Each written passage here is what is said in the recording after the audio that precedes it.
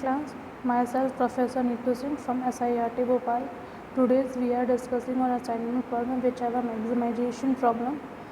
In assignment problem basically we are working on the minimization cost कि आप जो भी assignment दे रहे हो उस पर minimum cost आपकी अप्लाई हो so we can gain the profit. But if the given problem is for maximization, so we can use this maximization problem and solve the assignment problem. अब तक जो आपने प्रॉब्लम सॉल्व किए होंगे वो minimisation के लिए था. अब जो प्रॉब्लम आज सॉल्व करेंगे वो मैक्सिमाइजेशन के लिए होगा. The problem was the company has a team of 4 salesman and 3 और 4 destination where the company want to start its business. After taking into account the capability of salesmen and the nature of the district size, the company estimate that the profit per day in a rupees for each salesman and each destination is a given below.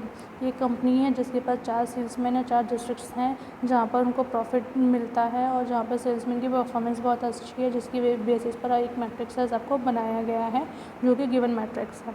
अब you can find the assignment of a salesman and where destination point which you will yield the maximum profit. आपको यहाँ पे calculate करना है कि maximum profit आप कैसे yield कर सकते हो. तो उसकी जो गिवन प्रॉब्लम हो गई है आपकी वो आप किसके लिए हो गई है, मैक्सिमाइजेशन के लिए हो गई. अभी तक आप जो प्रॉब्लम सॉल्व कर रहे थे वो मिनिमाइजेशन के लिए कर रहे थे. ठीक है, तो जो डिफरेंस आता है मैक्सिमाइजेशन और मिनिमाइजेशन में वो डिफरेंस ये होता है कि आप जब मिनिमाइजेशन की प्रॉब्लम होती है, जब मैट्रिक्स में मिनिमम वैल्यू को सब्ट्रैक्ट करते हैं, जब मैक्सिमाइजेशन की प्रॉब्लम होती है तो मैक्सिमम वैल्यू को सब्ट्रैक्ट करते हैं. तो सब इतना ही डिफरेंस है. बाकी की जो स्टेप्स हैं आपकी वो सेम एज इट इज़ होती है. बाकी प्रॉब्लम्स या असाइनमेंट की जो प्रॉब्लम्स हमने सॉल्व की है उसकी तरीके से.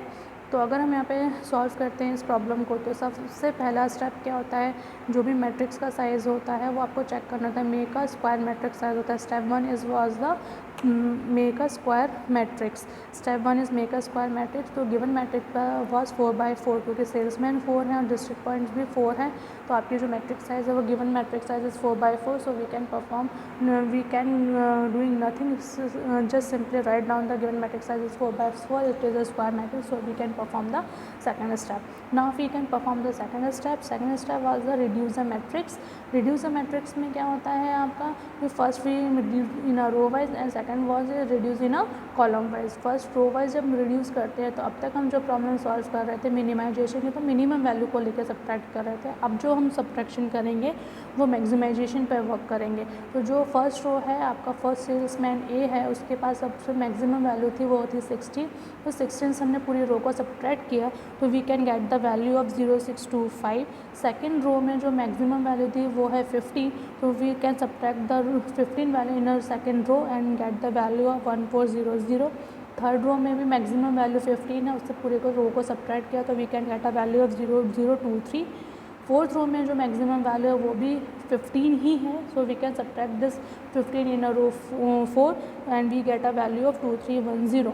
Now check the all the columns have a value of 0.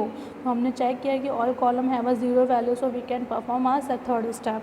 अगर यहाँ पर किसी कॉलम में 0 नहीं होता तो हम क्या करते हैं, जिस कॉलम में 0 नहीं होता सिर्फ उसी कॉलम को रिड्यूस करते, सब्ट्रैक्ट करते मैक्सिमम वैल्यू से और परफॉर्म करते कॉलम वाइज रिड्यूशन. लेकिन इसमें हर एक कॉलम में 0 है.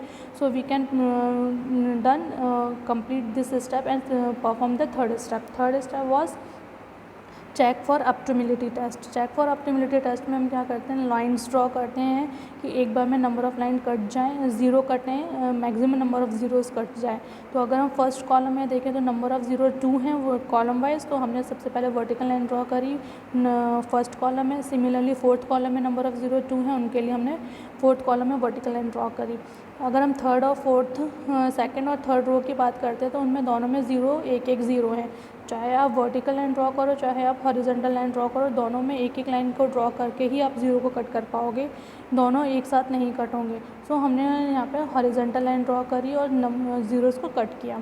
Van we drawing cutting the 0 we draw 4 line. तो मैट्रिक्स साइज भी आपका 4 था, number of line for cutting the 0 भी 4 है. जब ऐसा होता है तो आपका जो सेटिस्फैक्शन है असाइनमेंट प्रॉब्लम का वो अप्लाई हो जाता है, ऑकर्स होता है. तो हम यहाँ पर अपनी प्रॉब्लम को सॉल्व कर चुके हैं और इसको अब असाइनमेंट देना है. इट मीन्स कि हम असाइनमेंट देने के लिए हम तैयार हैं.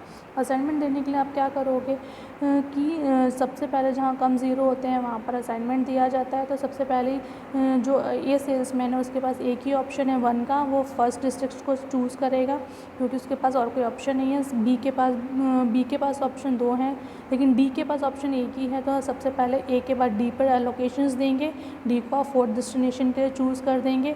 अब बी और सी के पास जो पॉइंट्स बचते हैं, क्योंकि बी के पास जो 2 ऑप्शन है 3 और 4, तो आप 4 ऑप्शन दे चुके हो इसलिए अब उसके पास 3 ऑप्शन बचता है। सिमिलरली सी के पास 2 ऑप्शन है 1 और 2, लेकिन आप फर्स्ट ऑप्शन पहले ही दे चुके हो इसलिए उसके पास अब ऑप्शन बचता है 2। तो इस तरीके से हम एलोकेशंस देते हैं। एलोकेशन देने के बाद हम यहाँ पर लिखते हैं salesman A assign for the distance point 1, salesman be assign for 3, salesman 3 assign for 2, salesman 3 assign for 4।